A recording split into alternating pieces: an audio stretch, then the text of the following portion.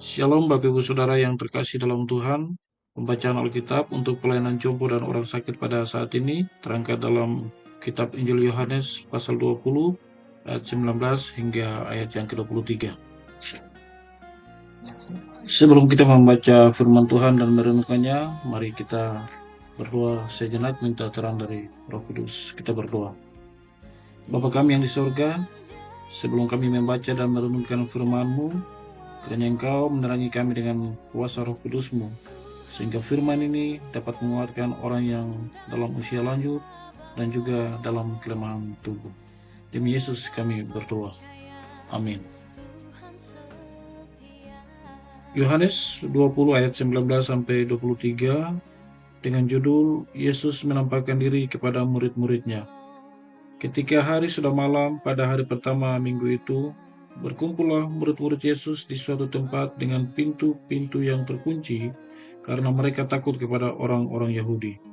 Pada waktu itu datanglah Yesus dan berdiri di tengah-tengah mereka dan berkata, "Damai sejahtera bagi kamu."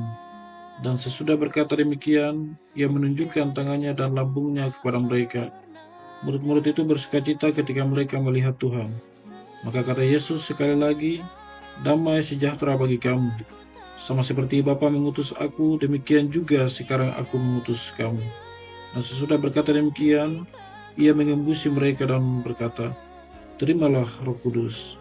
Jikalau kamu mengampuni dosa orang, dosanya diampuni. Dan jikalau kamu menyatakan dosa orang tetap ada, dosanya tetap ada." Demikian jauh pembacaan firman Tuhan. Bapak Ibu Saudara yang dikasihi oleh Tuhan Yesus Kristus, dalam hidup ini ada masa ketika tubuh kita tidak lagi sekuat dulu. Ada saat-saat ketika langkah kaki menjadi perlahan, ingatan tidak setajam biasanya, dan penyakit datang membawa rasa nyeri, kesepian, atau bahkan rasa tidak berguna.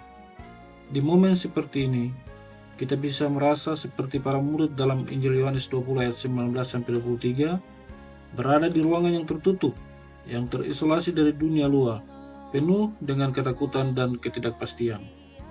Malam itu, para murid Yesus berkumpul dalam ketakutan karena hati mereka sedang hancur.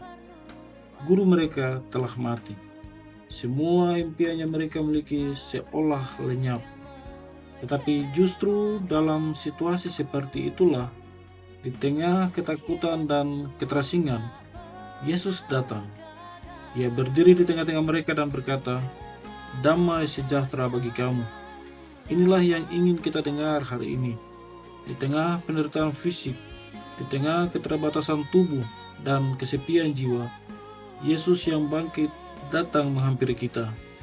Dia tidak membutuhkan pintu yang terbuka atau kaki kita yang sanggup berjalan. Dia justru datang ke tengah-tengah kita, ke dalam kamar tempat kita terbaring lemah. Ia menemui kita di ruangan yang sunyi, di mana kita mungkin merasa dilupakan. Dan ia berkata kepada kita, sama seperti kepada murid-muridnya, "Damai sejahtera bagi kamu." Kata damai yang diucapkan Yesus adalah tanda bahwa kita tidak sendiri, kita tidak ditinggalkan. Kristus yang bangkit hadir secara nyata di tengah ketakutan dan kegelisahan kita. Ini adalah damai yang mendalam, yang berasal dari hati Allah sendiri, damai yang tidak bisa diganggu oleh penyakit ataupun usia. Kemudian Yesus menunjukkan tangan dan lambungnya kepada para murid. Ia menunjukkan lukanya. Mengapa luka itu tidak hilang oleh kebangkitannya? Karena luka-luka itu kini telah diubahkan menjadi tanda cinta yang kekal. Maka bagi kita yang hidup dengan luka, baik luka jasmani maupun batin, berita ini sangat penting. Yesus mengerti luka kita. Ia tidak datang sebagai Tuhan yang jauh dan asing terhadap penderitaan, tetapi sebagai Tuhan yang pernah terluka dan kini bangkit membawa pengharapan. Ya, luka kita, penderitaan kita, tidak sia-sia. Dalam tangan Tuhan, semua itu dapat menjadi jalan perjumpaan yang lebih dekat dengan kasih-Nya. Berikut Yesus mengembusi para murid dan berkata, "Terimalah Roh Kudus." Ini bukan hanya untuk mereka yang muda dan kuat, Roh Kudus adalah penghibur yang diutus untuk semua orang.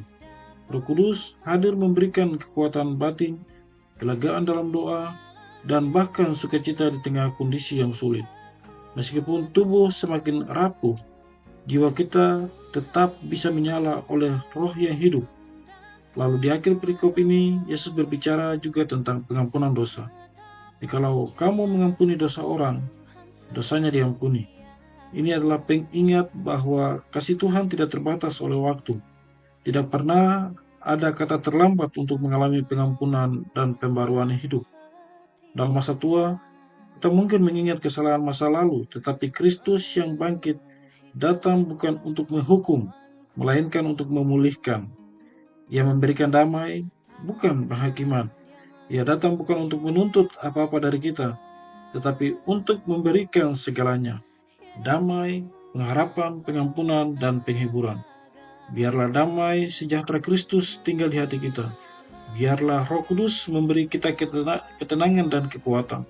Dan meski dalam tubuh yang lemah, jiwa kita harus tetap bersinar oleh kasih-Nya yang tidak pernah pudar. Tuhan menolong kita. Amin. Marilah kita menutup perjumpaan kita di saat ini di dalam doa. Terima kasih Bapa kami yang di surga, atas firman-Mu yang telah Engkau berikan kepada kami di hari ini. Kiranya Engkau memberkati kami senantiasa dalam kehidupan kami. Amin. Sampai jumpa lagi pada renungan berikutnya. Jangan lupa klik like, share, and subscribe. Tuhan Yesus memberkati. Shalom.